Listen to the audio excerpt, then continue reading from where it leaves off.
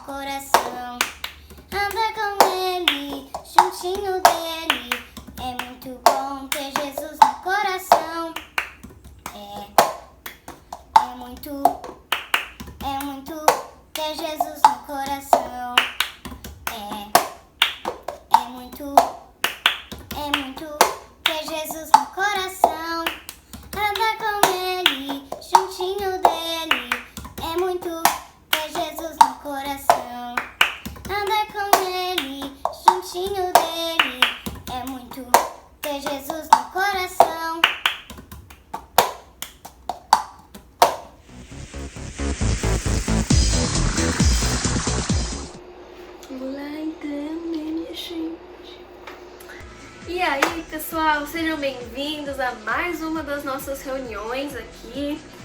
Espero que a semana de vocês tenha sido muito boa.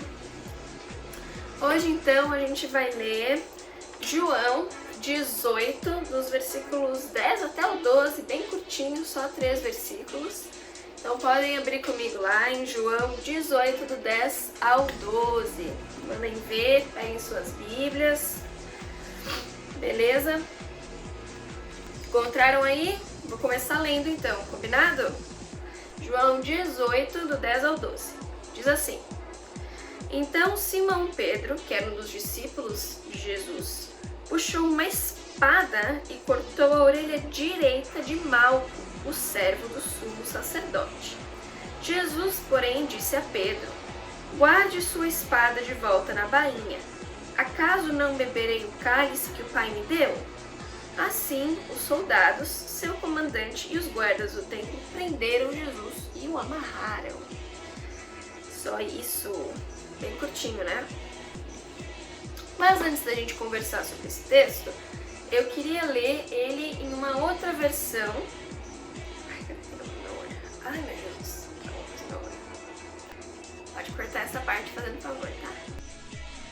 Então a gente vai ler outra versão aqui que eu tenho, que na verdade é uma versão que junta os textos, esse que a gente leu, e junta um texto que tá lá em Lucas 22, de 51 a 54, que é o texto dessa história mesmo, mas que nem a gente conhece nos 4 livros que são os evangelhos, que contam essa trajetória de Jesus, que são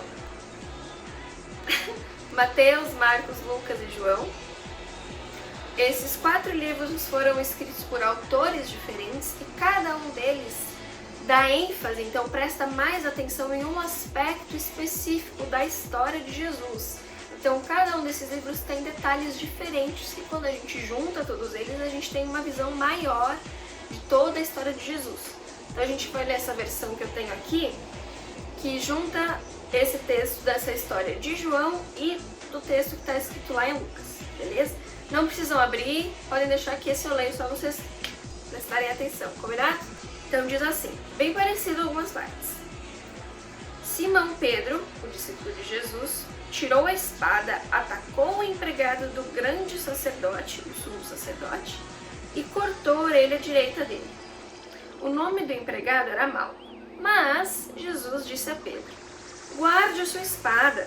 Por acaso você pensa que eu não vou beber o cálice do sofrimento que o Pai me deu? Mas Jesus ordenou: Pare com isso. Aí tocou a orelha do homem e curou a orelha do Malco. Em seguida disse aos chefes dos sacerdotes, aos oficiais da guarda do templo e aos líderes judeus: Por que vocês vieram com espadas e porretes para me prender? Porrete é um tipo de arma de bater, assim, parece tipo um taco de beisebol, mas mais antigo. Por que vocês vieram com espadas e porretes para me prender como se eu fosse um bandido? Eu estava com vocês todos os dias no pátio do templo e vocês não tentaram me prender. Mas essa é a hora de vocês e também a hora do poder da escuridão. Eles prenderam Jesus e o levaram até a casa do grande sacerdote. E Pedro o seguia de longe. Olha, esse texto é um texto muito interessante. E ele fala sobre como Jesus sabia que ele ia ter que morrer por alguma coisa, que quando ele fala ali da hora da escuridão, quando ele fala do cálice do sofrimento, é porque ele sabia que ele ia ter que morrer por uma coisa que ele não merecia, né? Porque ele morreu para perdoar os nossos pecados, porque Jesus nunca pecou. E eu acho muito doido como as pessoas, além dele ter sofrido essa morte por nós, ele foi preso super injustamente, né? Por quê?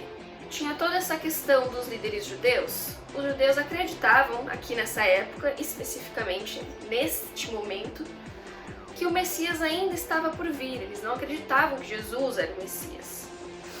Então, obviamente, eles iam querer prender uma pessoa que estava se autodenominando Messias e que, na visão deles, não era o Messias, né?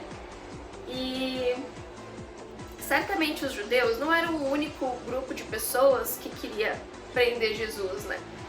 Porque, além disso, os judeus também eles esperavam, pelas profecias que tem lá no Antigo Testamento, que Jesus ia ser um grande guerreiro que ia vir e libertar eles, e não ia ser um servo, não ia ser uma pessoa tão humilde.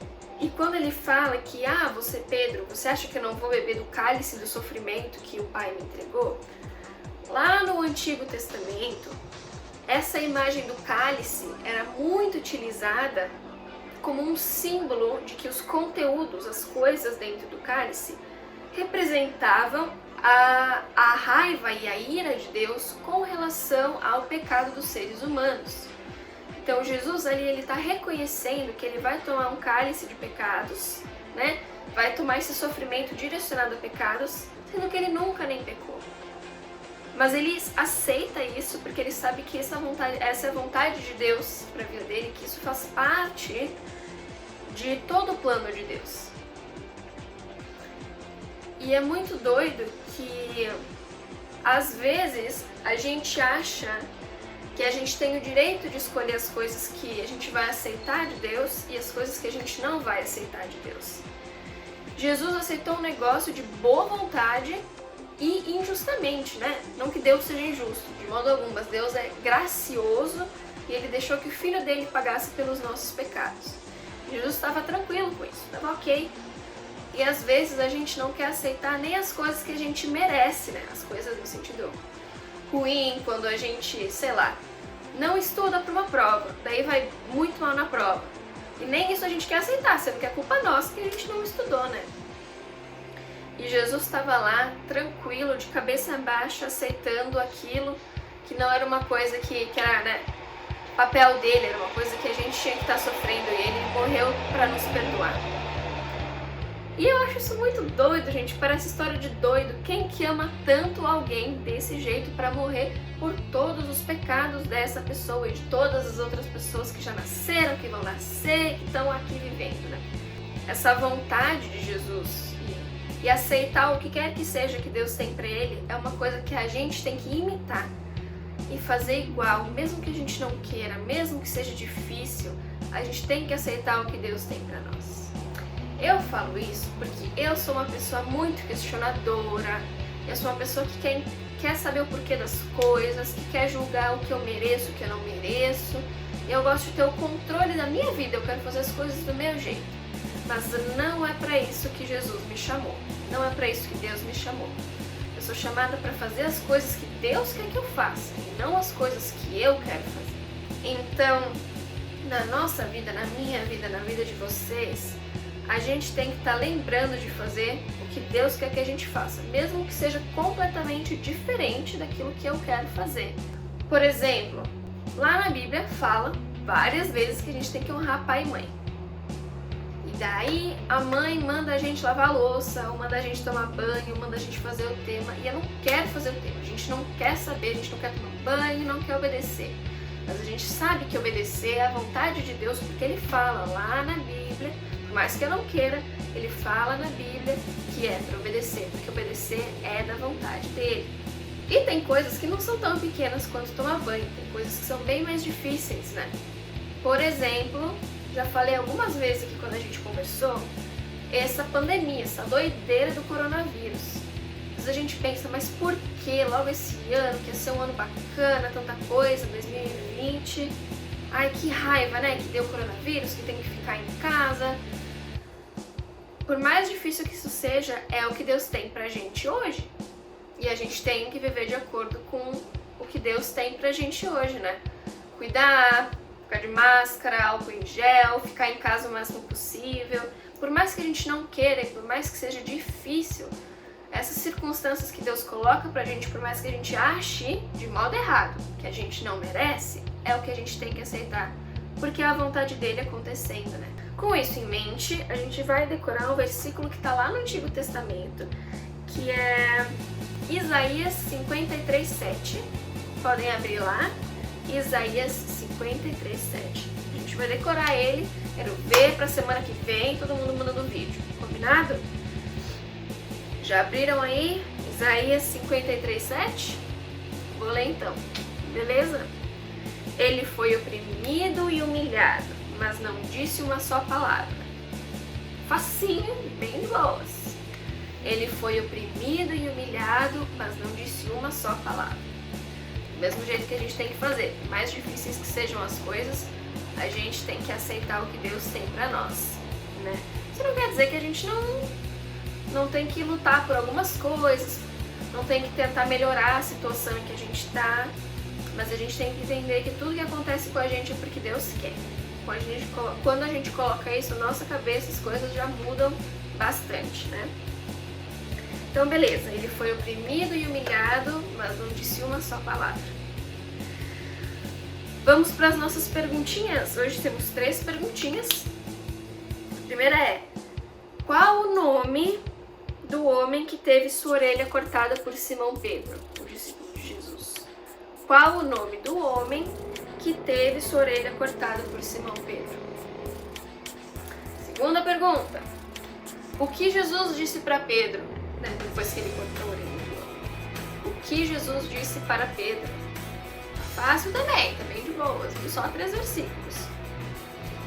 E ali por último, a terceira pergunta: quem foram as pessoas que prenderam Jesus e o amarraram? Quem foram as pessoas que prenderam Jesus e o amarraram? Pensem aí. Então, gente, eu queria deixar um desafio final para vocês de se sentarem hoje em algum momento do seu dia e fazer uma oração pedindo para Deus ajudar vocês, que vocês possam lembrar, todos nós possamos lembrar que Jesus, só Ele sabe o que é melhor para nós, e é que a gente tem que aceitar as coisas que Deus tem para nós, porque Ele quer ensinar alguma coisa, porque Ele tem algum propósito por trás, né? Por mais difíceis que elas sejam, por mais injustas que elas pareçam. Olha, Jesus aceitou uma coisa que não faz sentido nenhum, porque que Ele, puro e santo, né, se não pelo amor, vai morrer pelos pecados de todos nós. Então, que a gente possa sempre se lembrar de ser como Jesus, de trazer muito o amor dele e a luz dele na vida das pessoas.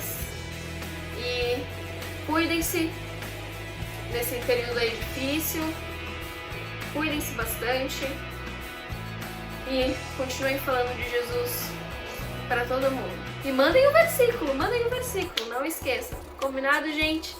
Então, uma ótima semana para vocês, aproveitem o restinho aí do dia de vocês e um grande beijo e até a próxima! O versículo da semana é: tenham a mesma atitude demonstrada por Cristo Jesus, embora sendo Deus, não considerou que ser igual a Deus fosse algo a que devesse se apegar. Filipenses 2:5 e 6.